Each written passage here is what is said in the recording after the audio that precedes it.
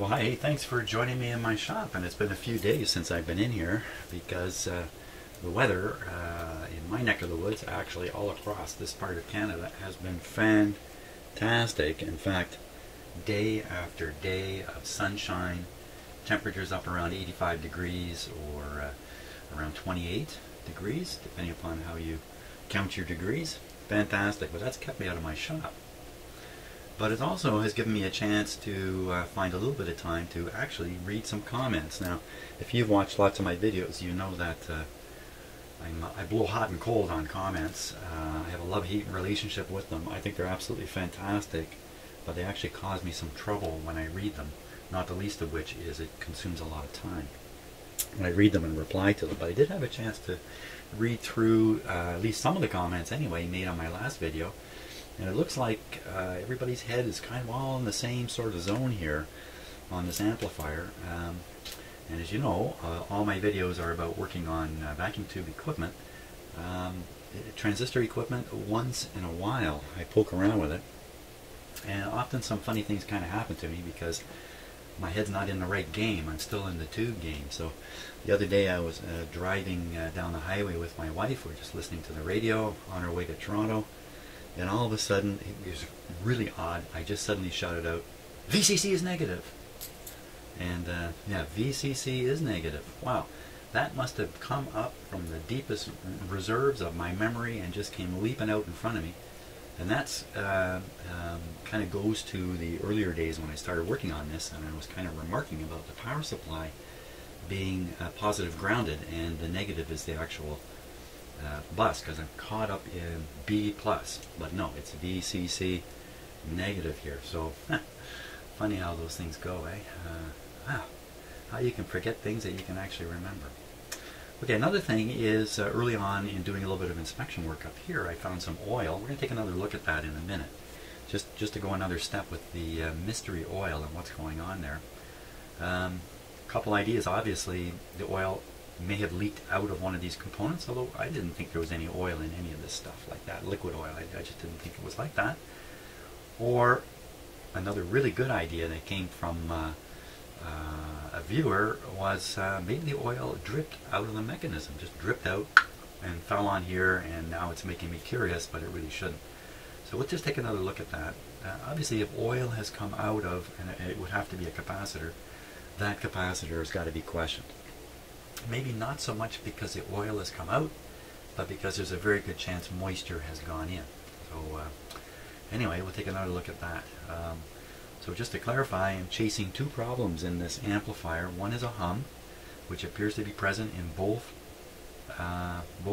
channels, and the other one is distortion on one channel. That's this channel, this amplifier I got out here. So this is one channel and the other channel. So right, now on the hum deal, just to talk about that for a minute, when I look at the two capacitors that are responsible for controlling hum or eliminating the hum in the power supply, first capacitor showed a pretty strong hum on it, but that doesn't matter so much. It's really the next capacitor that's really representative of what's going into the set, and it showed a very, very low level of hum. Low enough? Maybe not. It sure looked pretty darn low to me. But you know, if you get a tiny amount of hum appearing early in the amplifier stage, then it can be amplified along with everything else. And I'm guessing that's what's happening.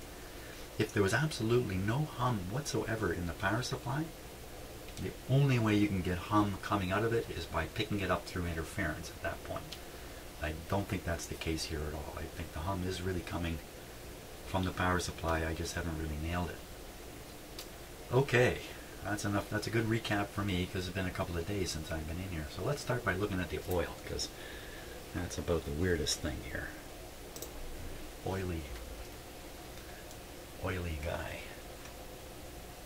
Okay, so there's the oil. Interesting enough, this capacitor's identical brothers right here on the other board. And right away I see something going on here.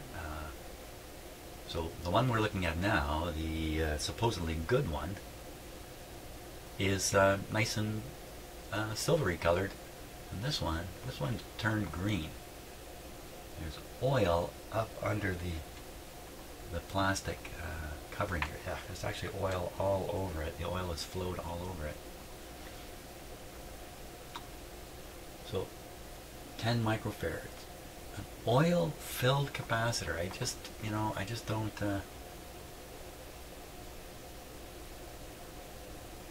you could drip oil on here and it could find its way up under the sleeve of this plastic sleeve here, or jacket. Well, where there'll be some more oil here and there, perhaps, if it's dripping. If it's one lone drip hit the mark, well, okay, but if it's dripping oil, you'd think there'd be more of it. Like there.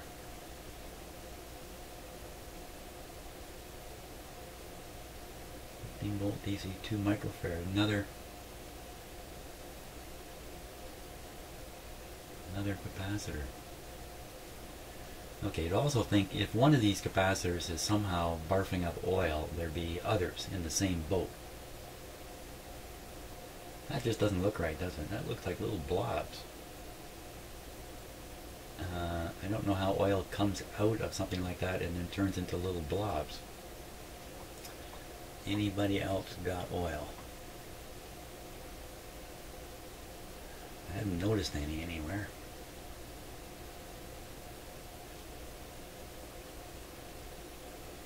That's kind of a weird looking.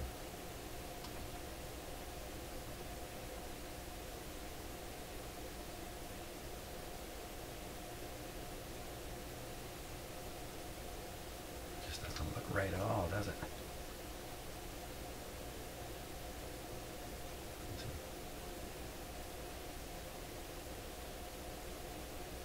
What's going on there?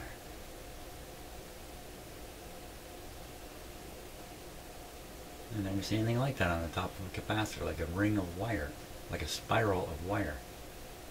And then it looks like there's a little tiny hole here, just beyond my fingernail. That's kind of weird. And we have all these yellow capacitors on this board, but on the other board, it's a different type of capacitor entirely. It's these, I think it's these green ones. How come? Oil, oil, oil. Oh, look at that resistor.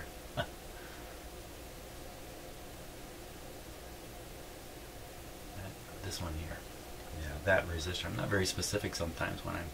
This one here, it's got oil in it. Well, that really supports the splash, the oil splash theory. That oil is here because it got splashed there somehow.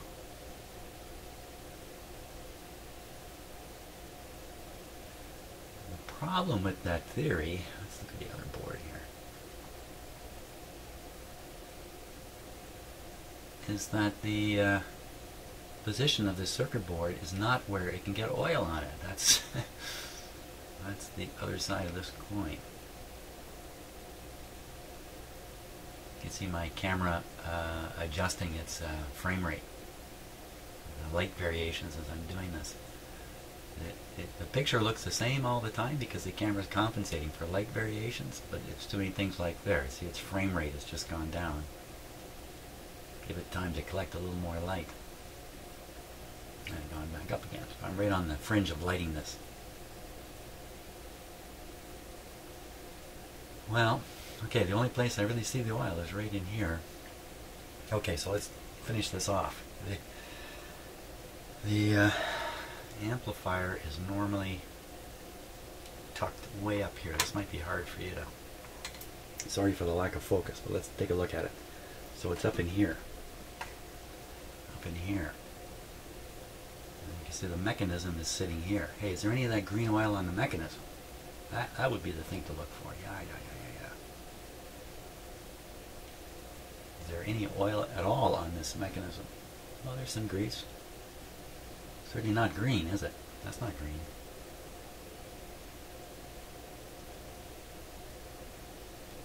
Well, I think it's just going to have to remain a mystery for now.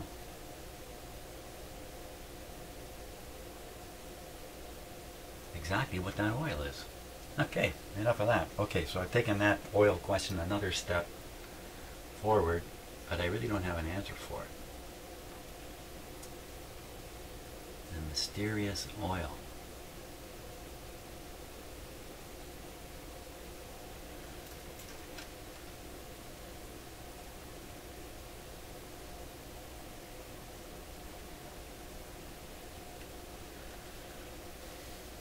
See some of it down on that lug there, because that lug screws right into the board where the oil is. Okay, no clear answer there.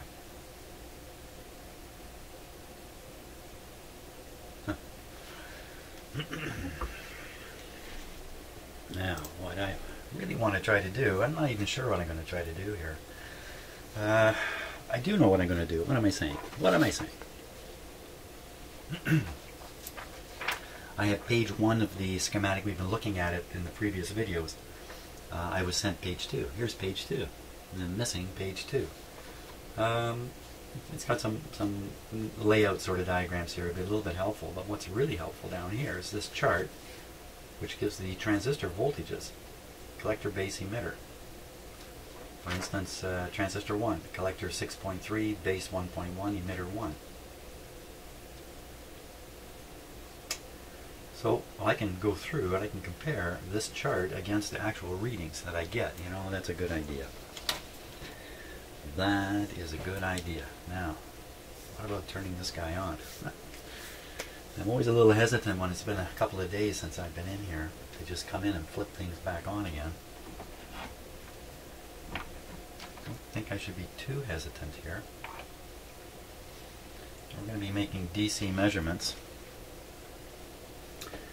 And I'm going to set up a little bit here with a voltmeter so we can do this in a fun and enjoyable way. Okay, so I think I'm ready to turn this on. Let's do that. There's our wonderful hum. And what I'm going to try to do now is read the 3 key voltages on each transistor. Well, I'm going to start with the one I'm really concerned about, in fact, the transistor number 4. I don't know base, emitter, collector. I can't tell. I can spend some time trying to sort it out.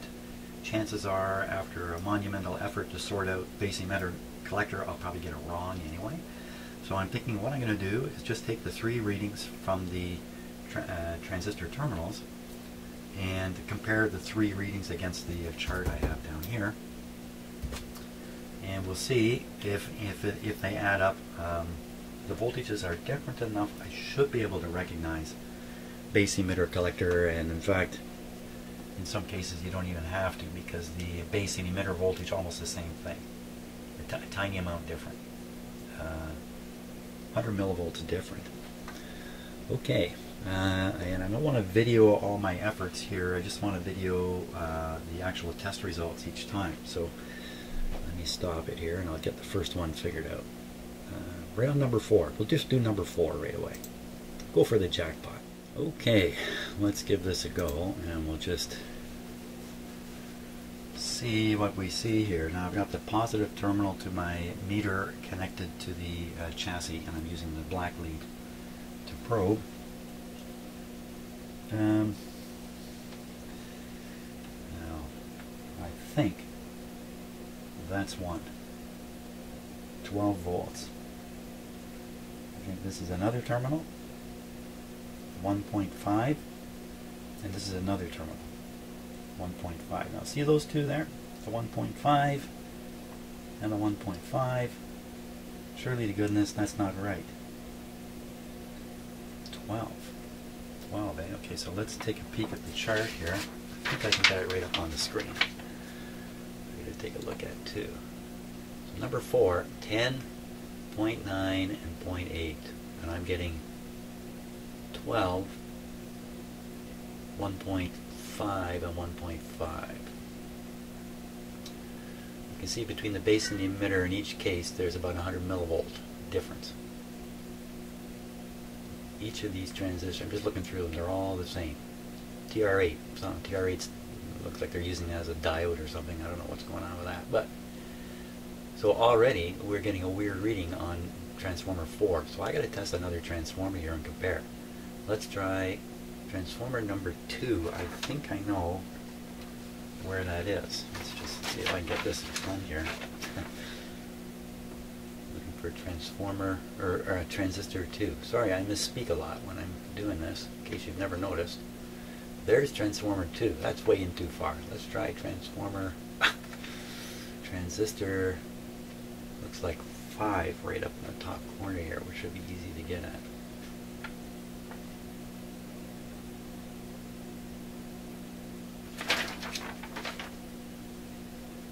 Yeah, TR5. Top corner. Top corner is right here. I'll just leave the camera rolling here. Okay, so we'll just go around on the leads here on transformer, transistor. Hey, this is a 4-lead. This is a 4-lead guy. Hold on a second. Hold on a second.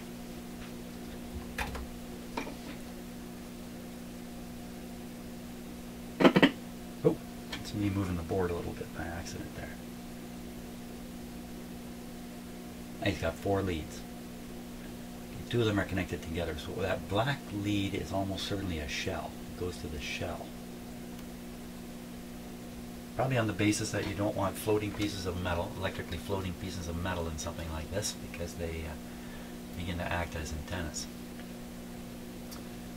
You reduce a bit of hum. Okay, I do see a red dot on here too. Oh, click, click, click, click. There's a red dot right there. That's probably marking something. I'd have to look to see what it really means. Either base or, well, it's either base emitter or collector. It means one of those. Okay. So we'll go around. Hey, let's start with that. The one with the red dot on it. The one with the red dot.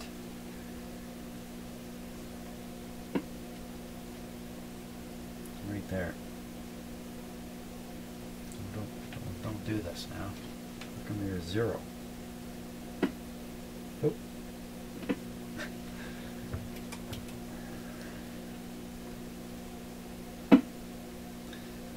13 volts on that terminal. 11 volts on, I think I'm reading one of the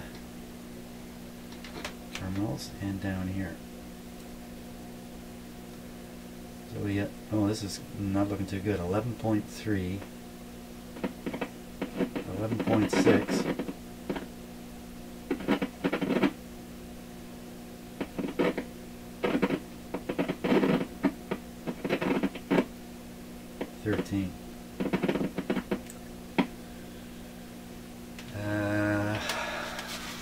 okay. So that is transformer or transistor number 5, I think. What am I seeing here? Definitely, that was transistor number 5 I just tested up in the top corner here. Got all those high readings, and on the chart, transistor number 5, oh, whoa, 25 volts. 25 volts, 10 and 10. 10, 10, and 25. 10, 10, and 25. Is there even 25 in this thing? Okay, I'm going to read off the top of the power supply cap here.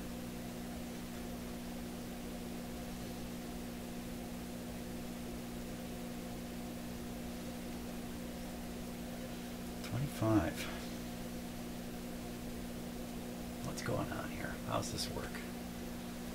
How can this work here? So I'm reading right on the top of the power supply cap, which I think is the maximum available voltage in this unit.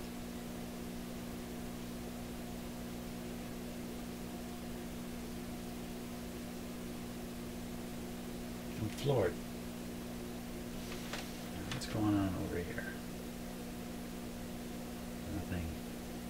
So these capacitors here, I believe, are just part of the, I was going to say part of the speaker crossover. Yeah, what's going on here? Ooh, we got to go back and look at the schematic. I thought it was 2 capacitors for the power supply, 2 very similar looking capacitors dealing with the crossover network, which is located right here. We better go look at that. Okay, I gotta go look at the schematic again. Okay, so I look at the power supply again here. Now, there's two circuits on that board, and even on here they look kind of mixed up, but they really aren't. This is the power supply. There's the two filter capacitors. This one I see a hum. I checked it earlier with the scope on an earlier video. This one, you really can't see any hum here. And on it goes off into the amplifier. This is a I don't want to say ground, another part of the power supply. And down here is the crossover, and there's a 1, 2, 3, 4. There's C21. There's C21 written twice here. Well, maybe it's just a bad print, because it should be C20, 21, 22, and 23. This is probably 23 here. But there they are, these capacitors. C21, C21, 1000, 150, 1000, C22. So 20 and 22 are thousands. That's these guys. That's big ones. And 21 and 23 are actually quite small. Look at 23 is only a 1 microfarad. Really? 1 microfarad. Why is it in this big can? Something not adding up here. There's 23. Oh, that's like 23 and 23. Okay, so these ones, 1 micro. Okay, that's fine. 20, 21, and 21. I guess it's a numbering convention. It's the same size capacitor, so they go ahead and number it the same. 21, even though there's two of them. 150. 750 milliamps at 1 kilocycle. I'm not sure what they're trying to say there. 21. But in any case, it doesn't matter because these capacitors are not part of the power supply. Now, how come I'm reading full voltage on them? I think it's because of this right here. This line right here.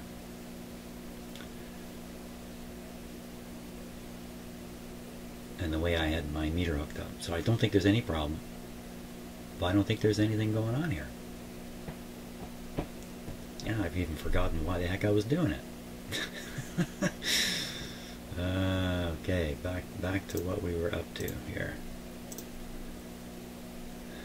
Where are we up to? Okay, gotta rearrange the cameras a little bit, otherwise I've turned into a stick man. Okay, hold on now, we're not quite done here. What I didn't determine is what is the output voltage of this power supply. So I'm looking for a hint. It says 225 to 250 volts here. It's just different taps for where you're running this, and I guess this is the European version of the power supply. It's showing a European input voltage here. Output is what I want to see. Output. Somebody show me the output voltage. What the heck? It's not written anywhere. Did they stick it in a table or a note here? Oh, don't keep this a secret. Huh. Okay, so supposing I should be reading 25 volts and I'm getting 12, where I'm testing that transistor.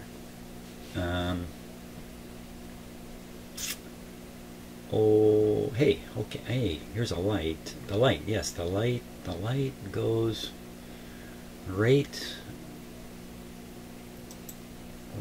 across the power supply. So this light bulb is right across these capacitors, right across on the Hummy capacitor. Where's that Hummy capacitor feed anyway? It feeds right into the output transistors, of course. Well, that's quite a hum there.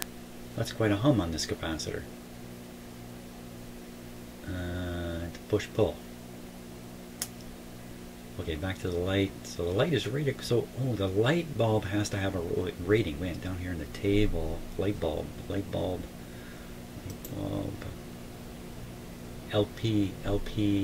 Is that what it's called? LP1, light 1, light 1. 24 volts. 24 volts. Okay, let's take a look at that light and see if it's getting 24 volts. That's a pretty darn easy thing to do. That's an easy thing to do here. As soon as what's not so easy is working all these cameras and stuff. Help me if you can. I'm lost. Okay, so let's just take a close look at that while I look at the voltage across the light bulb. But you know what? The light bulb is very dull. The light bulb is very dull. Okay, here it is. 13 volts. That's supposed to be a 24 volt bulb. Half the voltage is missing. Oh my gosh, this is getting more you know, gee, as you do this, you're supposed to get information that clarifies things, not information that keeps making things even weirder and weirder. How could this thing be running with half voltage and yet work on one channel? What the heck is going on here?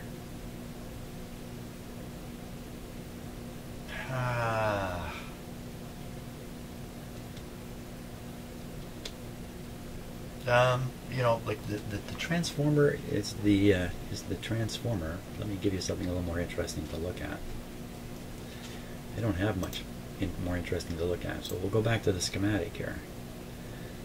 I don't have much because I'm limited to the number of inputs I can use on my software, so I have to turn off some inputs to create, like this one you're looking at right now, so I don't have all the cameras available.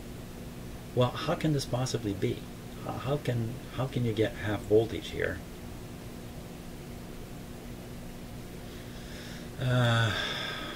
One way is this transformer's not putting out. I mean, surely this machine was used by somebody for a long time just fine when it was new. Surely to goodness.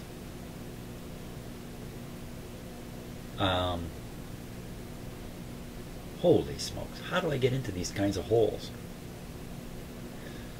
I should undo the light bulb and look at the actual light bulb number and stuff like that. I guess I can do that in a moment. Let me look again for another hint on the voltage. Anywhere, somewhere, anybody, somebody tell me a voltage. Hey, maybe it's on that other piece of paper I have. Okay, I'm going to hunt around here a little bit. Straighten out my camera. Okay, so I've turned it off. I'm going to take out the light bulb, which, as I mentioned before, doesn't glow very brightly.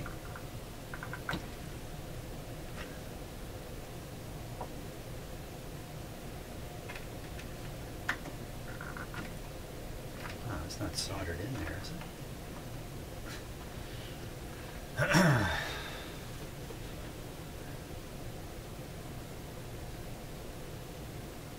No, I'm just a weakling and can't get it out here.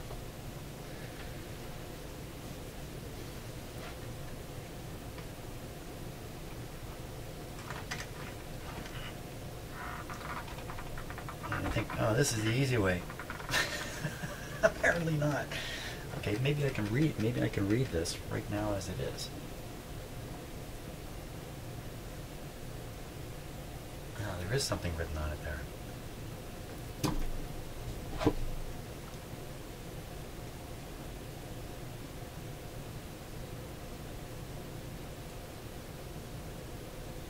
PH. Okay, I'm gonna take a look at this with myself here and see if I can figure out what the number is on that light bulb. Cannot read the number. I think it says Philco on it. That's what I think I'm starting to see. There we go. Okay, apply a little bit of leverage from my tool here and I can overcome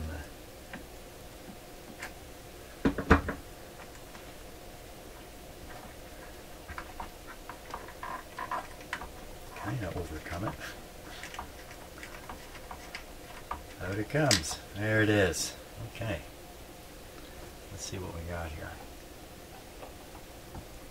I'm using a screen style I don't normally use.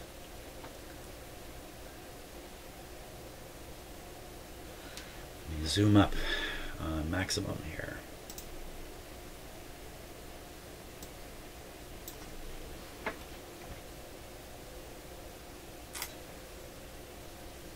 Philco.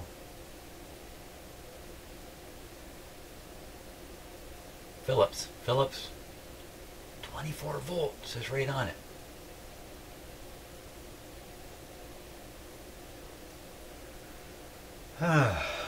Okay, so I got a 24 volt power supply putting out 12. You know, one of the first things I'd be suspicious of is the rectifier that I put in there is only doing a half wave. It's not doing a full wave rectification. But on the other hand, the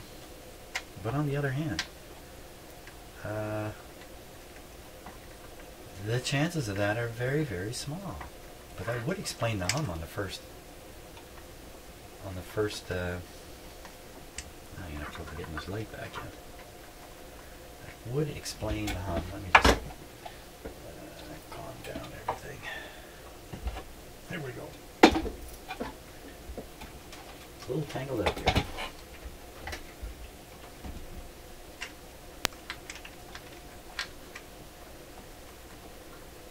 Yeah, I think I'll use this style of camera, two-screen camera thing a little more often.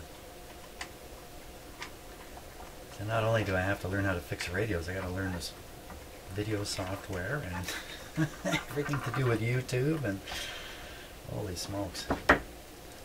Well, what can or I read the power supply voltage incorrectly. I've done it incorrectly. Instead of, like, I've read it to the chassis, and the chassis is actually, I think that's pretty tight. Yeah, you know, maybe I just measured it wrong. Let's go back to trying to measure it again. I think I probably measured it wrong. Usually when things are going wrong, it's pretty wise to assume it's me who's making them go wrong. Yeah. Okay, so that's ready to read the power supply. I can't imagine how I did it wrong. I can't. You just, well, let's just do it. Just do it. Just do it, Jim. Okay, turn on the power here. That light was pretty bright there for a moment. If there's some kind of stupid load that's pulling down the supply voltage. Okay, so this is a red to the chassis. First off, to the chassis. This is basically chassis to chassis, nothing, and this is the supply. Like that is 13 volts, 14 volts, no doubt about it. And now the other capacitor, slightly less. There's a small voltage drop across the resistor here. It's a round of applause. I don't know why, but I got to cheer myself up somehow. Oh man. Now the question is this power supply doing what it's supposed to do? Let's try some more. Let's just go hunting and see if we can get 24 to show up on that meter somehow. Okay, so the output's right from the diode. Right from the diodes. 14 volts. The voltage supplied to the diodes in AC. Okay, so we're now going to read AC voltage on there. The voltage being supplied to the diodes is, hang on a second here, that, oh my gosh, 14 volts. Well, you're not going to get any higher than, you know, maybe open circuit, maybe 16, maybe 18 volts after full wave rectification, I think. Is that right? I don't think you can get much more. Oh, okay. Okay. It's not okay. I'm really stuck now. Either this is the North American version and the voltage in the amplifier is different, and that would make all the componentry different. It'd be a different everything, different everything. I don't think that's the case. I'm pretty sure I'm looking at the European or British version on the schematic, because the input supply voltage is shown as 250, 240 and nothing else. It doesn't show, and for North America, you know, move this wire and get that.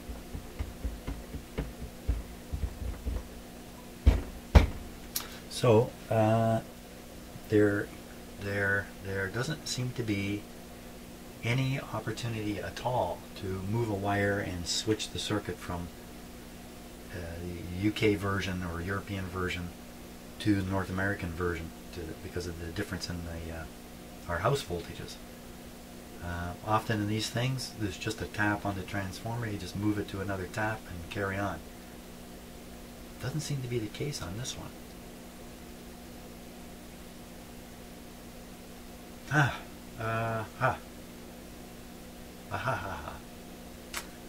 Okay. Well, either those of you who are really experienced with this stuff at this point are yelling in your screen, Jim, it's so simple, blah, blah, blah, blah, blah. Or you're scratching your head too and wondering, what is going on here? Now, could an amplifier work with half of its intended voltage? Probably could. It probably could. Maybe a little 6 of 1 half. I don't want to say it that way. It would be a little bit of luck involved if you could operate a transistor amplifier with that little voltage. Now, you know, there's another thing going on in this unit, and that is the transformer gets hot. Uh-oh. I've been here before. I've been in the same situation with a tube amplifier, and in the end we discovered that there was a winding short in the power supply transformer, and in fact the transformer had become its own load.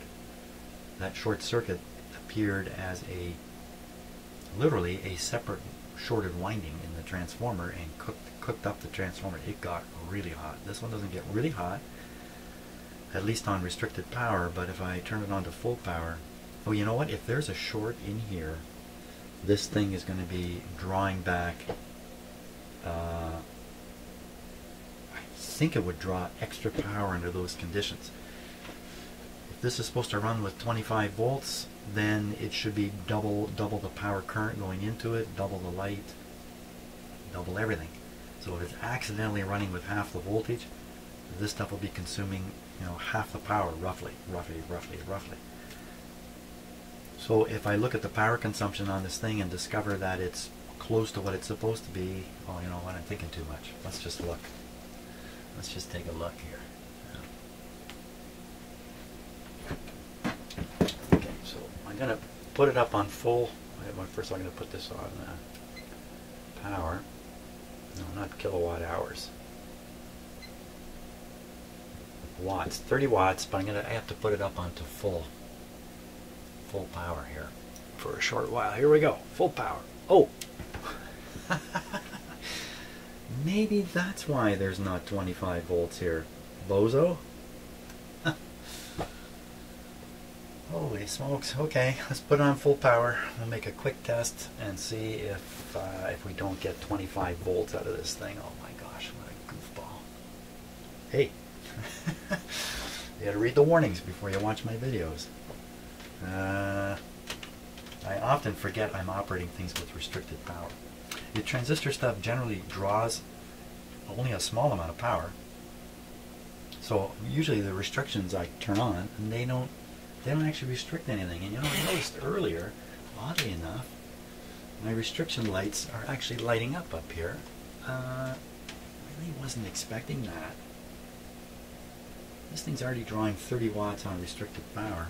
Okay, lots of things to look at. So put it on full power. We'll hear the hum. We'll look at the power on the power meter, and we'll look at the voltage with the voltmeter. We'll try to do all these things before smoke comes out of either it or me. I've switched my meter to DC like a smart guy. That was a good move. Practice where we're going to pick up the voltage. We're just going to take it right off the top of the capacitor. We'll take this one. We'll take the second capacitor, second filter capacitor. We'll do that. We'll see if that becomes 24. Okay, here we go. Hum is up. Voltage is 17. Something's not happy. And the wattage is 60 watts.